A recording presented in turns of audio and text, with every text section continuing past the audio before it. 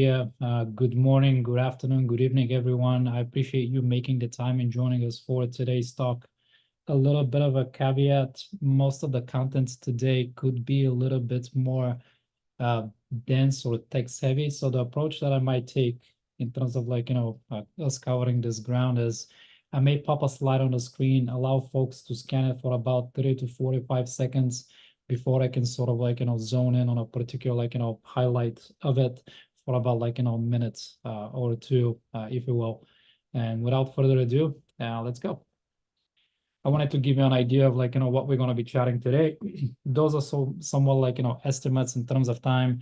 On some areas or some topics, we may choose to spend a little bit more time. Maria mentioned to me that we may be able to go over a little bit more 30 minutes as a part of the Q&A.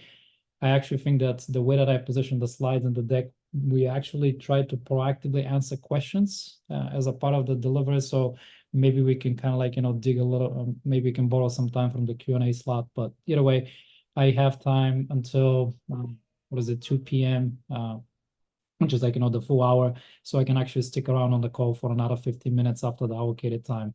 I know that the webinar is only 45 minutes, but if you did want to stick around and ask me specific questions, I'm happy to do that, if you will.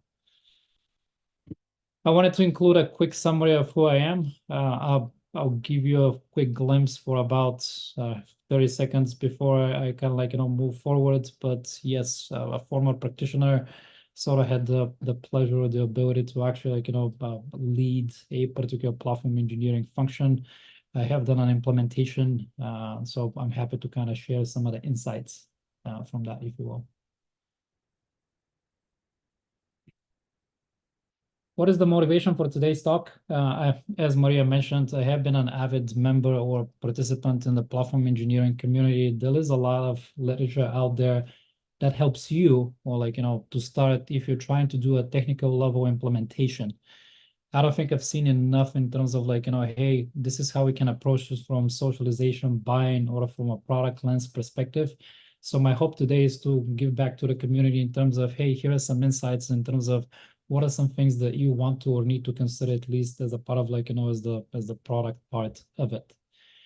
My hope is that we can also frame this as a business vertical agnostic approach from a product perspective, meaning you can move away. You can get the insights from this webinar, and regardless of what business vertical you're in, you might be able to apply them directly, if you will. The only caveat is that this may not necessarily work if your engineering or technology community is below 250 in terms of size. I think this is kind of the line of the inflection point where you actually see platform engineering may not necessarily be kind of the good fit for you to install it as a program just yet, because the return on the pay paths may not necessarily be there. That is my personal opinion. I'm sure other folks who have some thoughts or insights to to kind of debate me on that. But either way, the approach here is you can utilize this for organizations that have technology communities that are at least 250 in size, and then you can probably scale it to tens of thousands, if you will. There are not that many organizations that kind of reach that scale in terms of communities. But if you borrow that, I think you'll likely cover 90 to 95% of businesses out there. So hopefully this works for pretty much everybody in this conversation. As I mentioned, not a technical implementation. I provided a link for where you can get some ideas around how to approach this in terms of tooling. That's a great portal in general. Maybe you can spend some time over there. The target audiences for this talk, it can be practitioners, but it can also be business side stakeholders who are interested in platform engineering. I did want to call the business side stakeholders specifically because this is where we sort of actually utilize as an audience or as an influence to drive further adoption and engagement as a part of our product. All right, first step. You basically want to kind of spend some time with, maybe it's your NOC, maybe it's your SRE team, maybe you have an Excel sheet of services that your organization keeps track of, who owns what, or here's kind of our accrued service catalog. Depending on the level of implementation, that could vary. Please don't think that you have to have a perfect source of information, but that's where you need to start. Try to define your total addressable market. It effectively would be the number of those teams, what teams own it, what is the average size of the team. You basically want to get an understanding of, hey, what is the size, what's the scale, like, what's the level of, like, complexity. Again, this data is imperfect. Sometimes you're going to have services without owners or outdated owners. It is fully understood that the data that you're going to be dealing with is going to be imperfect. But the point is, you need to start somewhere, and as long as we have those caveats accounted for, I think you're going to be on the right track. As a part of this, you also want to try to think about what are your potential customer profiles. You can try to, like, categorize it as, hey, maybe it's practitioners versus product management versus senior level stakeholders. Maybe it's based on tenure, net new hire versus long tenured. Maybe it's like, seniority in terms of, like, hey, if somebody who is more junior, they may have different needs in terms of, like, friction points or end user stories that you might be solving for. There are a lot more, like, different qualifiers that I've included in the speaker notes of the slide. Feel free to kind of peruse them after we conclude the webinar. It isn't there, but I've given you a lot more ideas on how to approach it. You want to size the cohorts. Effectively, you're trying to build, like, a bit of a, like, dimensionality, so we can sort of identify what are the biggest cohorts that you should be focusing on in terms of, like, hey, this is how big this cohort is. Maybe you have 100 application developers, but you're also hearing user stories from 10 ML practitioners. Well, kind of like, crude math suggests that you should probably be focusing on the 100 application developers first and foremost, because this is where you're going to get the most value in terms of, like, return or success stories, and those are very, very important early on in your product rollout. After you do your math, you want to go on a listening tour. This is where most of us as technical practitioners could potentially fall into a pitfall of getting too much into the nitty-gritty around, like, technology and, like, discussing that, and it's highly likely that even teams around you, they already have preconceived notions around how they want to solve for specific challenges or constraints that they're facing. Try to, like, set the level set around, like, the participants in the conversation, that this is not a technology based talk. Just talk to me. What are the challenges that you are seeing? Maybe it's like, hey, my current builds are taking too long, or hey, I have to switch focus between 3 or 5 different tools as a way for me to actually get a particular job or a particular activity completed, if you will. So try to focus on that.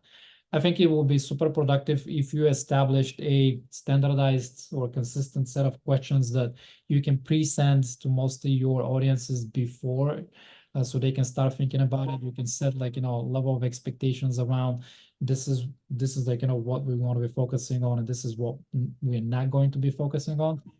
I've included some templates if you want to take a look at Lenny Rakhitsky. He does have a lot of, like, product management templates that you could use as a starting point. Feel free to take a look at it. Unfortunately, I think some of the content behind that link might be paid for, so you may have to, like, take a look. If you don't run into a potential solution, you're more than welcome to reach out to me on the platform engineering Slack. I'll probably share something that I have or use for this if you're not seeing success. Make sure that your discussions groups down to 5 to 7 attendees. Why is that? You want to avoid larger groups, so avoid the pile-on method. Somebody says something, and then you sort of get latched onto this particular topic, and you go on to potential, like, deeper topics that they may distract from your ultimate goal, if you will. In smaller groups, that's not necessarily a problem, if you will.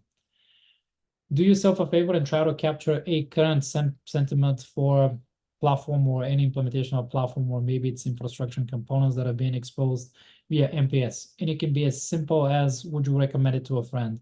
You just want to capture the experience in aggregate at this point in time. Don't overspend time on kind of, like, getting clarity. It's a simple, like, hey, how would you rate this via NPS? And, you want to basically capture your baseline as a part of it. Here are some, like, suggested questions that you could try as a part of these conversations. You're more than welcome to, like, frame them, or, like, borrow them, or, like, make them more extensible, like, just some ideas for you to kind of, like, think about it. The biggest one that I kind of see, like, folks needing a little bit more help is, if this was true, then what? It basically, hey, I need to like, have this particular solution. Okay, pretend that you had it. Then what happens? And this is what I kind of find that if you actually start exploring this particular topic with many different folks, they don't necessarily know that, oh, okay, now that I have this, what should I have available? This is kind of like, probably the highlight on this particular slide. Make sure that you ask for the second level thinking in terms of like, questions when you're hearing specific feedback. Sometimes like, folks could be focused on a particular step, particular solution, but if they had that, they may not necessarily understand or realize that, oh, this might not be what I'm actually looking for in terms of value add or an experience. Here are some key areas that you can explore and focus on. I've tried to kind of like, create a funny slide of maybe those are your top 10 categories where most of your feedback will fall under. Feel free to kind of like, explore, but those are kind of like, buckets that have been tried and tested. And those, and if those are the areas that you want to explore and potentially create questions on, you're more than welcome to. But effectively, those tenets will likely be true across different businesses and organizations. Once you get most of your kind of like, surveys and survey responses, as you're kind of like, documenting them, you can also like, do a word cloud. I think that will be fun. You can share it with some of the participants in the conversation, and that will basically tell you like, hey, here are the top areas, like, for you to kind of focus on. Maybe it's access, maybe it's resource catalog, maybe it's self-service and automation. But I think that would be cool for you to share with all the different participants at the end of your kind of like, sort of listening tour. Try to document and construct an end-to-end customer journey mapping. What does it actually like, look like? You would sit down with someone, potentially maybe it's you and your product manager, assuming you have one. If not, you have to wear that hat. Show me how, like, potential customer of the platform, show me how we actually do work. You want to make sure that you're capturing every single step that they actually like, taking. A step can be it can be as small as a simple action, meaning they have to like, go to a tab, press a yes on a toolbox, or like, hey, run a CLI command. You want to basically capture all these different like, touch points. And as a part of that, you want to make sure that you're capturing, hey, is this your entire flow, just so you can get to an actual value depending on how they derive value. I think that'll be super illuminating because we as platform providers sometimes make assumptions around like, what's actually possible and how people interact with a platform. You want to come in with a kind of like, uh, with an open mind to actually see, oh, this is how people are actually using the product. And by the nature of you observing them, maybe you're going to see like, immediate areas for opportunity around, oh, we could make this slightly different or slightly better. And that will kind of like, improve quality of life or the experience for the particular cohort in question.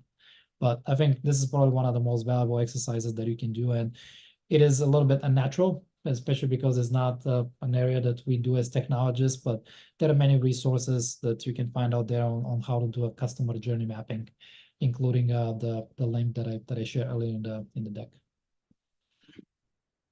Socialization and buy-in. This is likely where I'm going to spend the most time on. I'll let folks scan the text on this slide as a level set. I'm going to give you about 30 to 45 seconds.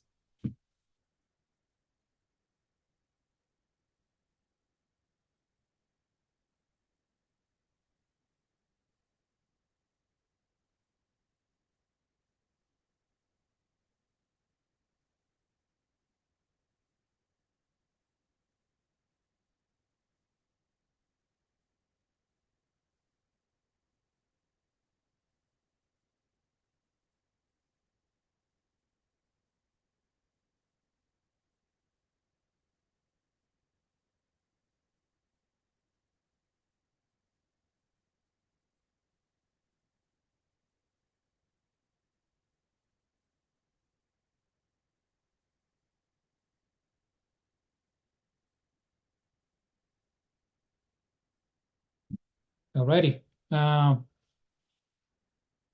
think most of you probably have an idea for the first four bullet points in terms of what you need to do. That's basically the outline and the recipe.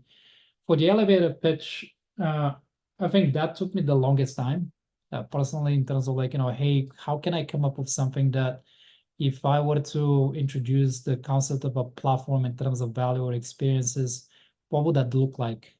And try to, if I can make a recommendation, try to like, allure to something that people already have used. There are specific platform products that are out there as a third-party vendor solution. Some of them are SaaSes. If you want to kind of like, use the analogy of, hey, we're trying to create this particular experience that this particular product offers, but internally, I think that kind of like, goes a long way. And I think actually that's what I personally landed on. Yeah, it can be, in my case, it ended up being maybe one or two sentences at most, but as soon as I use that as a framing or as an approach, uh, everybody got it. It was very simple for them to understand what is it that you're actually doing. Why do I recommend the one word name for your product? It is a good idea for you to sort of like, capture or create an umbrella term for all the different activities your team will be doing. As you saw earlier in the deck, there are many different buckets around how we can drive value and provide like, different level of buckets in terms of like, experiences. If you capture that as an umbrella term, and I think it would be able to kind of like, consistently talk to all types of audiences, senior level stakeholders, folks kind of like, who are focused on a technical level implementation, and anyone in between. As long as you have like, a single name to kind of capture that umbrella term of activities that you'll be doing, I think that's going to be scoring you a lot of points. You can pick anything that is related to the initiative as a part of your organizational culture and DNA. As long as it resonates to you and people around you, I think that's the main point. All right. The vision statement, probably your first step is you need to sort of align your senior level stakeholders. And when I say senior level stakeholders, that will be director, senior director, VPs, SVPs, chief tech product information or executive officers, depending on the size of your organization and their level of involvement in that particular topic. What's your goal? You want to basically get an early buy-in and alignment around potential roadmap and co-investment from early adopters. What are those teams? What are those early adopters going to come from? They will be effectively teams that those stakeholders actually effectively lead. Your goal is to not get 100% buy-in and compliance. You just need somebody to be interested enough to be a like, pioneer, early adopter, as a way for them to kind of like, help you build your early preview or an alpha or a beta, whatever you want to call it, as a part of your product. You want to make sure that you're doing 3 or 6 month check-ins with executives as a part of this initiative, just so you can keep them abreast in terms of like, hey, last time we spoke about this, now here's like, an exciting update or exciting progress.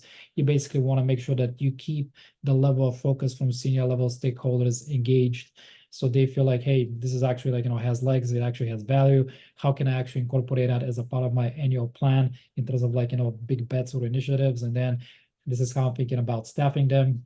The current like, landscape in terms of like, the macro is this: everybody needs more talent, but they don't necessarily have it. And this is where you can sort of like, provide the value of the platform, where you can do more with less, or you can do the same with less, if you will. So this is where you want to kind of keep, like, keep that level of like, check-ins with the executives, just so they can kind of like, have that mental model that I just shared in terms of like, oh, okay, there is actual value add for the teams to use the platform. They can help you with sort of like, adoption and buying later on, unless your platform is sort of like, strong enough to kind of like, close that gap, if you will. You should be asking help where needed. You should not be shy. Do not assume anything will be given to you. And the more that you sort of like, in those conversations, even as a presence or like, top of mind, I think that's a goal. Once you're past the senior leadership level buy-in, again, you're looking for, I don't know, at least, I don't know, 20 to 30% buy-in, people who are looking for to provide you with help. Make sure that you translate your vision statement into an actual strategy and potentially tactical level content. You want to appeal to the folks who are actually going to be using the platform, the day-to-day practitioners. And yes, at this point in time, after you do that level of translation, you can actually talk about technology with practitioners. However, you want to make sure that the message that you're sending out is clearly grounded into product metrics, actual outcomes, experiences, value add, or anything that those particular teams who are adopting the platform in terms of like, existing objectives and kind of like, key results and KPIs that they have on their end. The more that you and platform can connect with those from your end, the higher the likelihood that the teams will actually see the value in it, the buy-in, and they're actually going to adopt it and use it.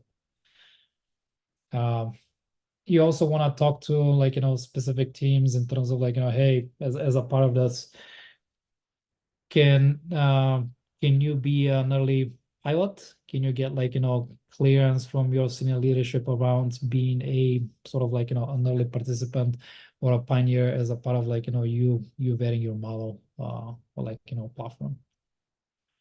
Here is a potential strategy. There are many ways to kind of be successful in this space. I'm sharing a particular approach that could very well work for you. Feel free to tweak it. Feel free to like augment it or kind of like consider it. You want to identify a small number of pilot teams. When I say small, try to think of it anything that is like anywhere between 1 to 10. They need to be discrete lines of business if you can, if assuming your organization has that size. You want to make sure that the workload types that are being tested are going to be discrete, but they also need to be narrow use cases. I think in this particular case, uh, net new small microservices could be a very good way for you to onboard to kind of like prove value. They're going to be a good pressure test. I would avoid trying to decompose an existing service or anything that is a lot more complex. Basically, you want to get to like outcomes or early feedback quicker in terms of how people are using the platform, less so around like hey, we actually were able to drive the business.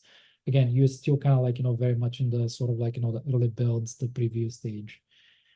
As a part of this, you want to validate your platform design in terms of scale, complexity, usability. Obviously, your goal should not be to shoot for perfection, but the teams who are kind of the pilot teams, they should kind of see the clear value or like the clear boost in terms of velocity or experiences when you compare it with the status quo. You want to make sure that they're seeing that value, and as soon as you kind of like validate it and they sort of like pressure tested, I think you're going to see that in terms of like as a value. If you're kind of like getting incomplete feedback, like incomplete sort of like or or a neutral sentiment on this. This is where you sort of like need to dig in. How early is early? Assuming somebody is actually trying to onboard and do the work, you should have feedback within, I don't know, 4 to 6 weeks at most. You should not wait longer than that. If you can, you should be sort of like keeping a very close eye on the actual work streams as a part of this onboarding.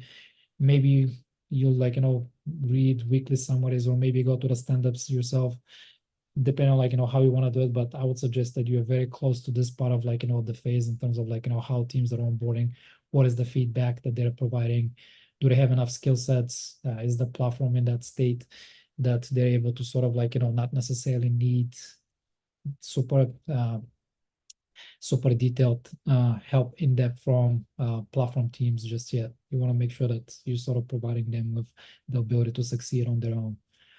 Once you're past that, you're going to get to a general availability. You can announce that more broadly. And then you probably want to scale adoption. Try using a repeat and amplify pattern in terms of messaging. Chances are that for most of the teams who are not as close to the work, and even like teams within the same department, they don't necessarily talk to each other, like talk about this effort or this initiative. This is where you sort of like have to get into like the habit of, can I keep repeating this? Can I amplify this particular message just so I can get like help in terms of that very critical stage around moving away from moving into the early adopters and the early majorities sort of stage in terms of adoption. Try to use anything in terms of word of mouth. Anyone who is sort of like high influence, they can help you with some of this in terms of approach, but basically leverage any means necessary. Based on like what you're hearing in terms of like feedback and rollouts, you can balance what the next sort of like platform features will be in terms of unlock. And also the big kind of like takeaway here is that focus on the qualitative feedback as opposed to the quantitative. People will not necessarily put the numbers, but if you reach out to them and like talk to them, hey, how was your experience with the platform? Make sure that you're giving a lot more importance to the qualitative feedback at this stage. Immediately post-launch, here are some specific tactics to consider. Obviously, you can keep refining your time size with more precise data as it becomes available.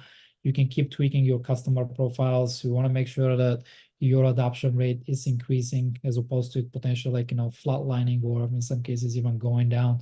You want to get ahead of that. But again, you're listening to folks who are like, using it or not using it to kind of understand their concerns.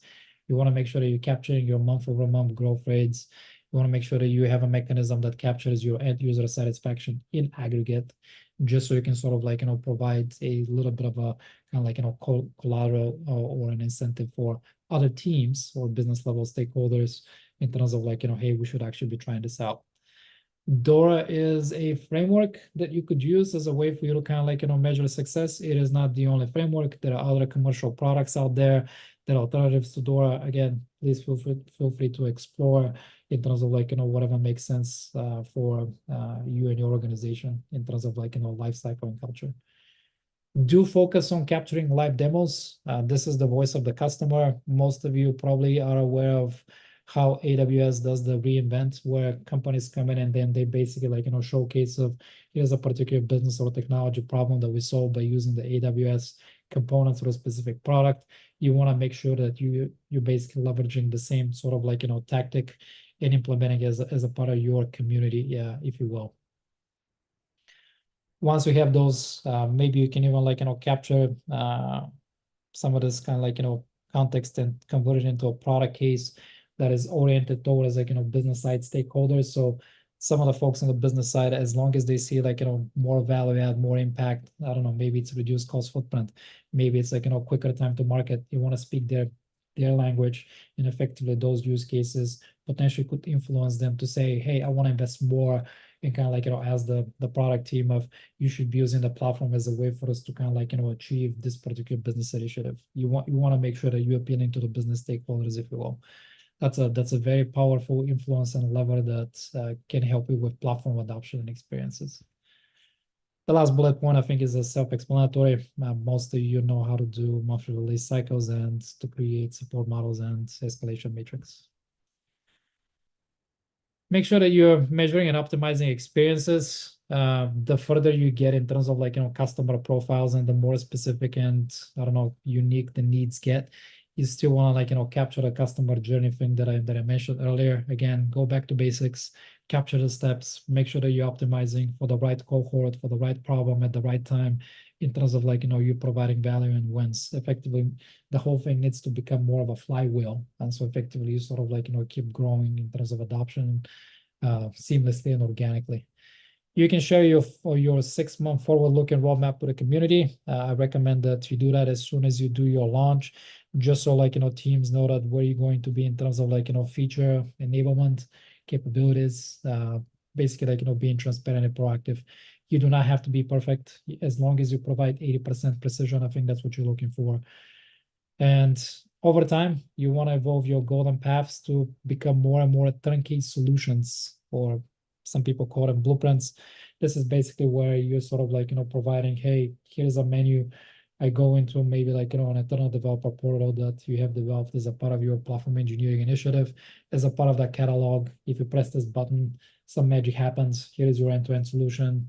And then the particular like, customer can focus on this is what my business logic is. I can actually like, start delivering value right off the gates.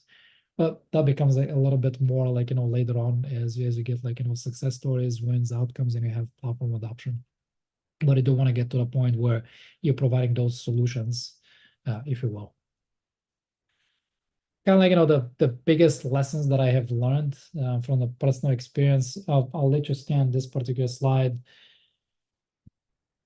Maybe it was the environment that was a part of, but the messaging around vision really takes a long time for you to bake in. This is where like, really repeating and amplifying maybe for like, months on end, and maybe like, you repeat the same thing with an individual or teams, or like, going into team meetings, not just the platform team, but like, potential stakeholders or like, senior level executives. You just got to be patient. Like, just keep practicing it, keep repeating it, focusing on like, the actual facts.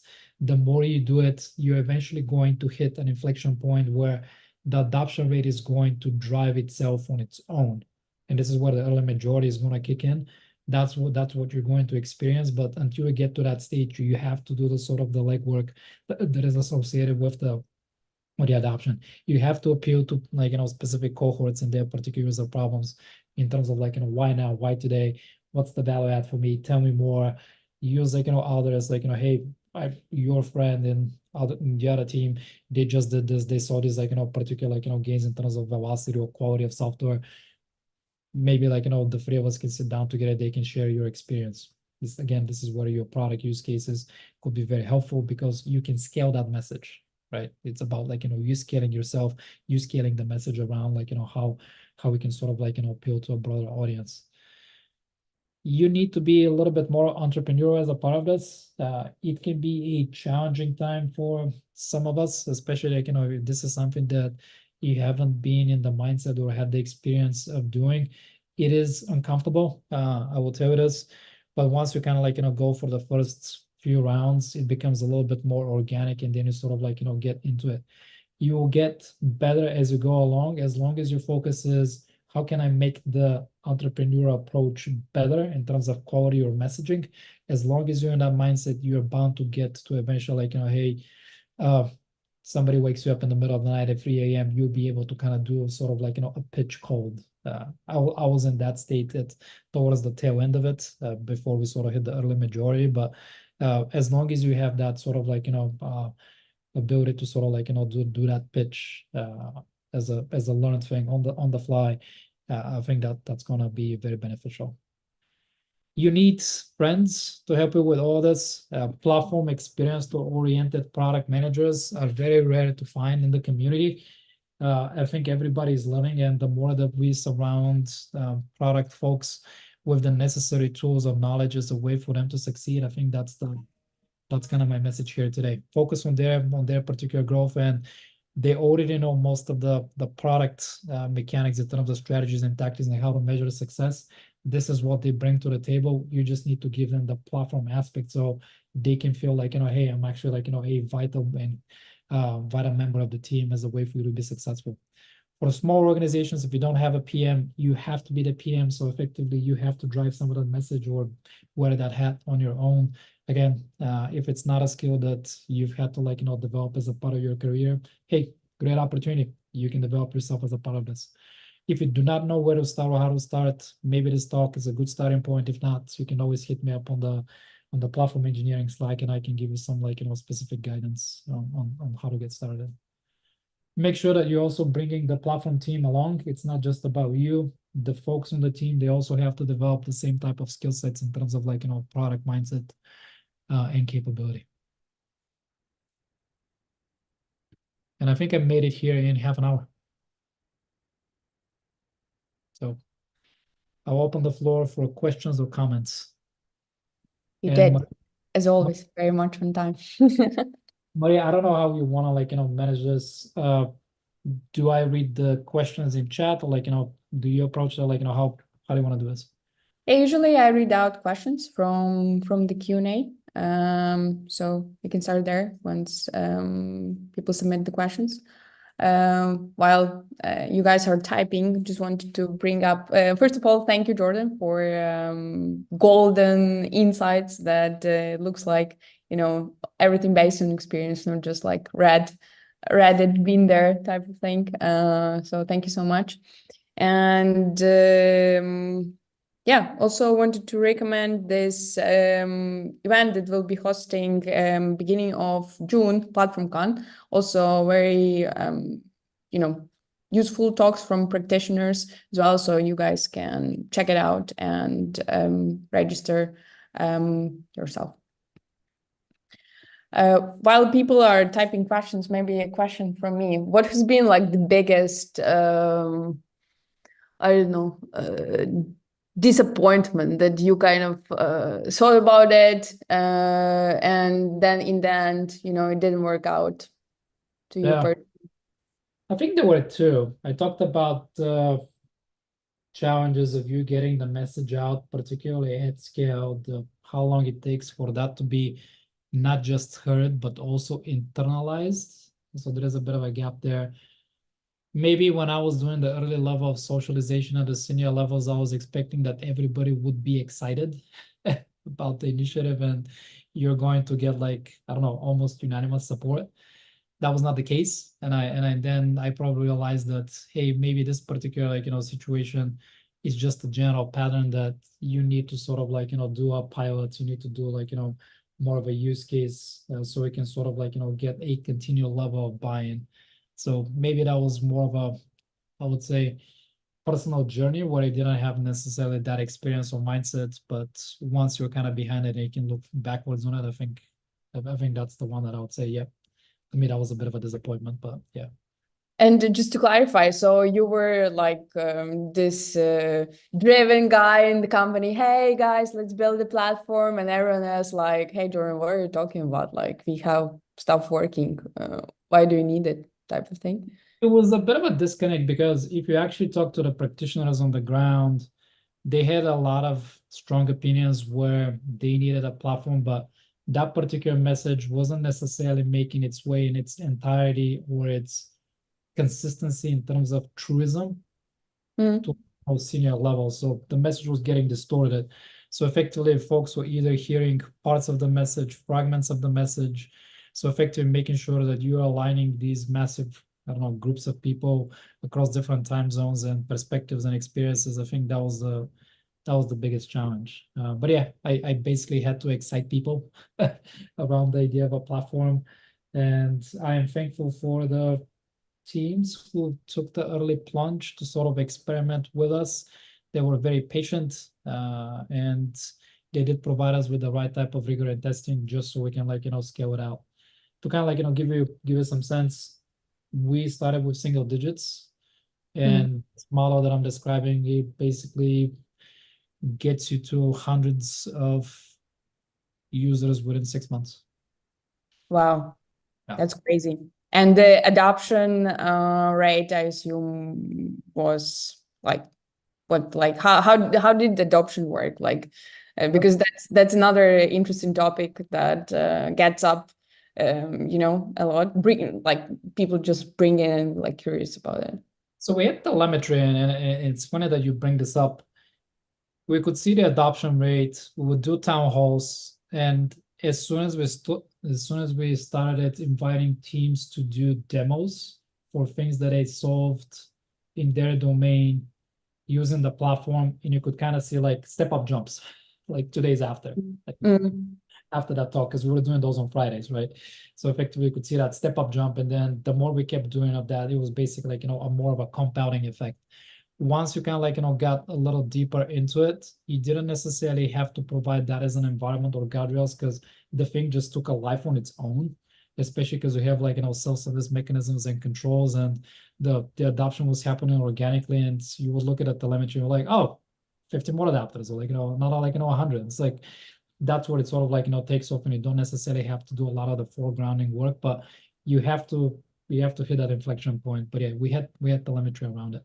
We're using mechanisms like taking audience membership for the virtual talks, then would get people's names, they would map them to the teams that they were members of, so we could see intent or not.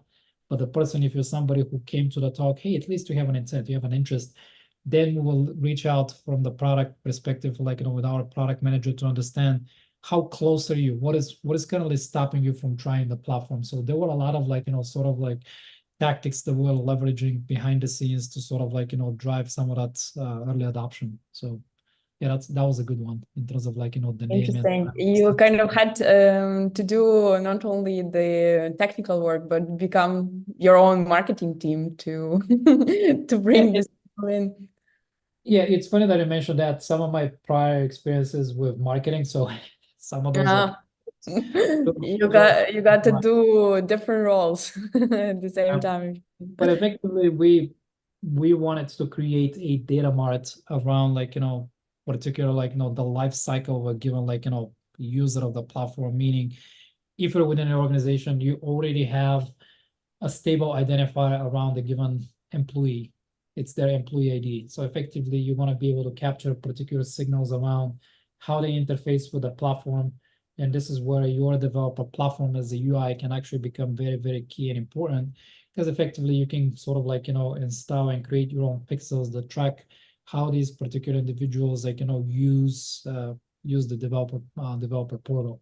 And you can get particular sentiment around hey, I'm using these products, why do they drop out? Effectively it becomes a classic customer funnel experience that has been solved for, I don't know, many years now. But effectively the developer portal allows you to capture those insights, recommendations, that type of thing. So yes, if you have prior experience in marketing, this is where sort of you can get a little bit more innovative. Chances are most of you either have a friend in marketing, digital marketing, or e-commerce growth. They would be able to give you a lot of those particular aspects of communicating with your customer. Maybe they can help you with automated recommendations, email blasts that you can do automatically as a part of your platform. Hey, we noticed that you're using these parts of the platform. Can we interest you in a new release that we just did? So you can get very creative in terms of how to engage with potential users with a platform around intent, current experiences, even latent customers, retaining customers, or people who are sort of abandoning the platform. Yeah, this is where kind of marketing and product sort of makes the world meet in terms of technology. Very interesting. And then a question, were you challenged it professionally, or it essentially you just saw that it would be good for a business to have some sort of platform, and then you started infecting other people? For this particular use case, it was I don't know, a combination of factors. Some of it was timing. The environment was ready to get the best of the public cloud capability.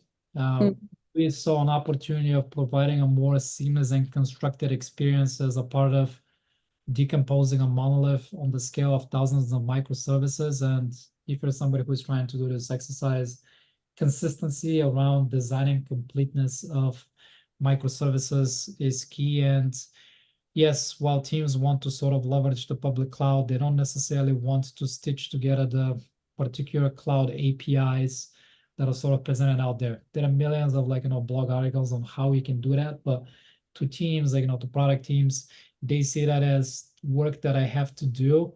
It's not necessarily the most appealing thing. I'll have to do it if I need to work on the part of my roadmap. But then they run into the scaling challenge around tens or thousands of tens or hundreds of microservices within their own respective domain. So it gets old for them. This is where they're looking for the value of, hey, can you actually make this work at scale for me? So effectively that's kind of the environment and the problem space that we operated in. So timing, need, sort of seeing that opportunity. Challenge professionally, yes, because of the scale, the complexity of the problem, and obviously it's a relatively newish paradigm that most teams, I would say 5 to 10% would have heard by now what platform engineering is as a concept. They may not fully understand it, but they would at least know about it. And then you have to do the education on for the rest of the cohorts in terms of hey, what does it actually mean? What's the value add for me? So a lot of it was just early days alignment. If anything, that reminds me of how, I don't know, maybe big data or high performance computing was back in the day. It was the same thing. You had to do a lot of socialization and other level education buy-in, just so you can sort of unlock those initiatives.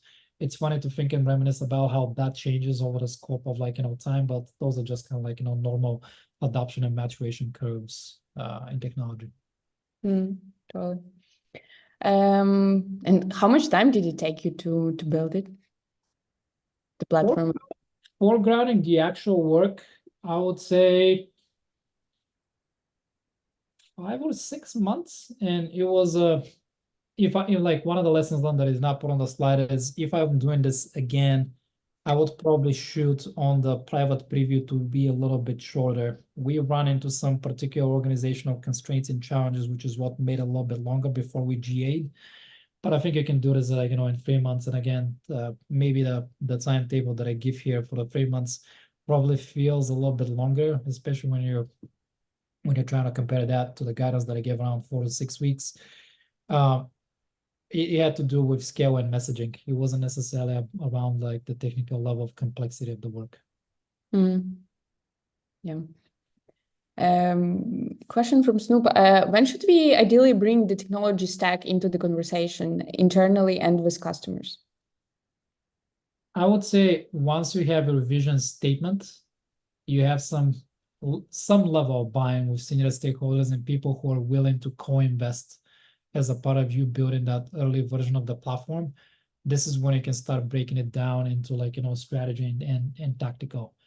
Those things could be happening in parallel, meaning, hey, I'm still socializing with the senior stakeholders, but you already started to break down that vision statement into strategy.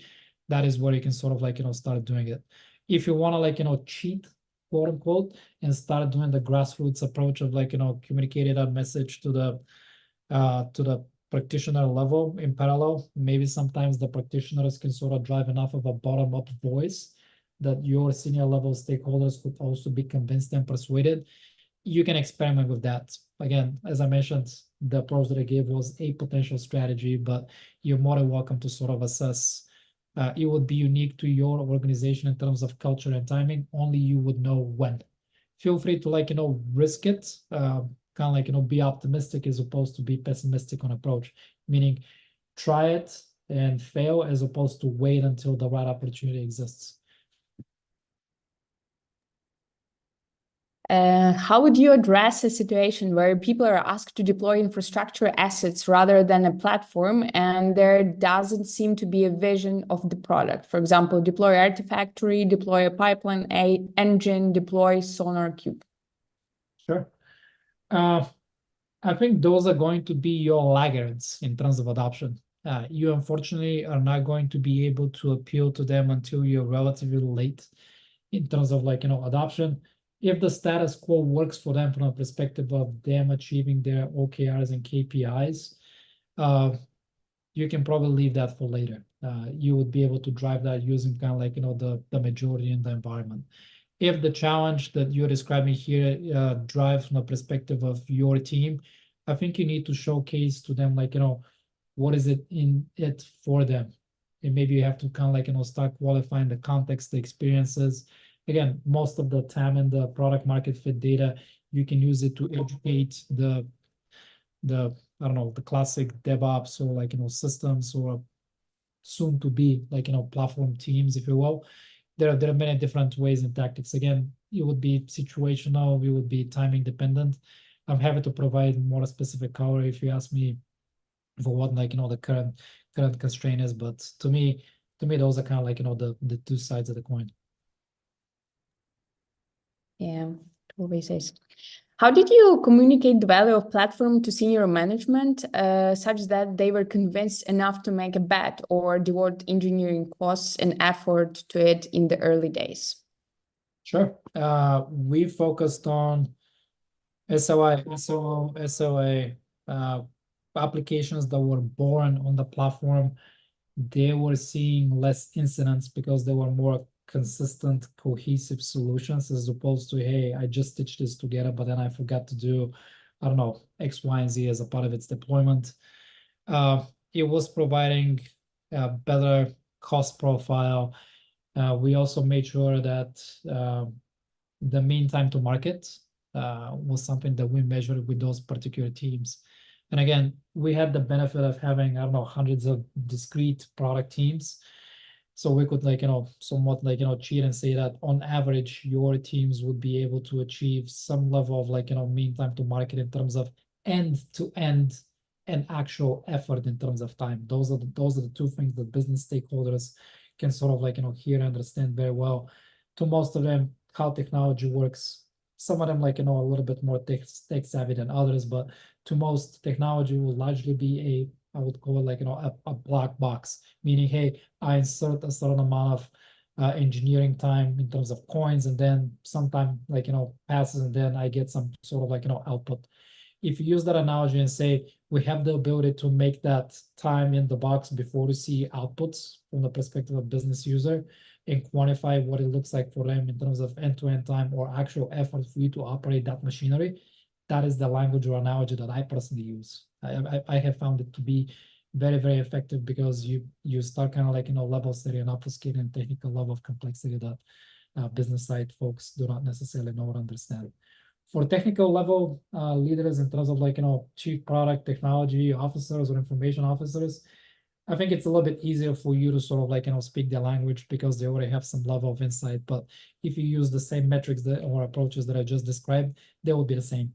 At the level of seniority of these positions, most roles have to speak business and level set in the same metrics. So if you use them across the different audiences, I think that'll be perfectly appropriate and successful, I would say. Very cool.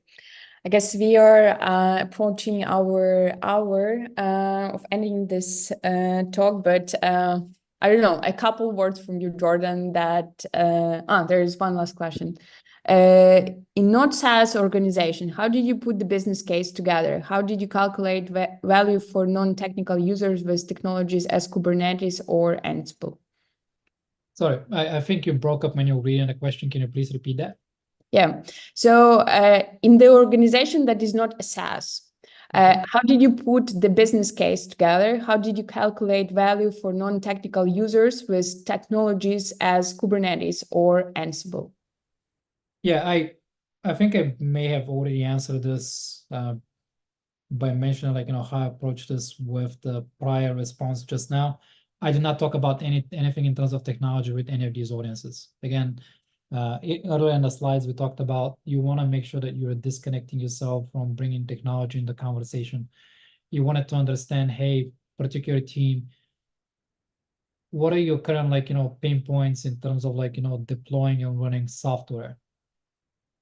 And this is where you're going to hear like, hey, if I only had X or this was different or A, B, and C was better, this is how we can sort of like, start accelerating or providing a better quality of our software. And again, it will be situation dependent.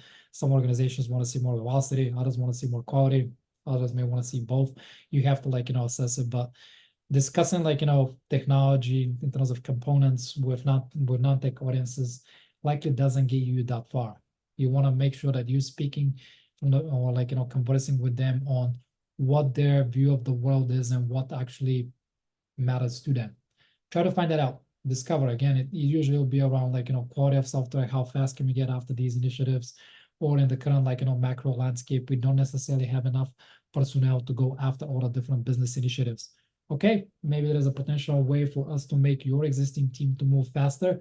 By way of them moving faster, you can actually unlock 1 or 2 additional business level initiatives this year, as opposed to having to wait until next year. That's just like a magic statement to some of these like, non-technical audiences. They'll be like, tell me more about this right now. That's really how they're going to approach this. Again, if you want to give me like, more specifics on the platform engineering Slack, please feel free to reach out to me. Obviously, we can do it on a DM. I recommend that you obfuscate anything that is like, more specific to your organization, or try to kind of like, provide specific guidance if you need it. Cool. Thank you, Jordan. And I just shared once again the platformengineering.org, and you just go to the website and there is a big button, join Slack. That's the Slack that we are constantly talking about. But with that, thank you so much, Jordan, for leading this insightful session. And as you said in the beginning, giving it back to the community.